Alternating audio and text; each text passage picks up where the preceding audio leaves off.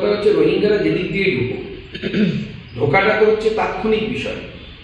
আপনি 10-15 মিনিটের মধ্যে একটা বন জঙ্গল দিয়ে যে কোনো জায়গা দিয়ে ঢুকে যেতে পারেন। ভারতবর্ষের যেহেতু বিভাজনটা কৃত্রিমভাবে হয়েছিল, আর্টিফিশিয়াল ডিভিশন হয়েছিল, সেই জন্য বর্ডারটা এরকম ওয়েল ডিফাইন নয়।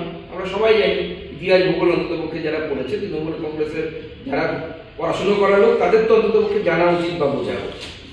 তো স্বাভাবিকভাবে ঢোকার পর যে রাজ্যে গিয়ে বসবাস করছে, কারণ বসবাসটা হচ্ছে তাৎক্ষণিক বিষয় নয়, সেখানে দিয়ে এসে 24 ঘন্টার মধ্যে একটা কনসিডারেবল টাইম থাকে, টাইম ধরে থাকছে, মাসের পর মাস থাকছে, বছরের পর বছর থাকছে, সেই সময় কেন অ্যাকশনটা হচ্ছে না?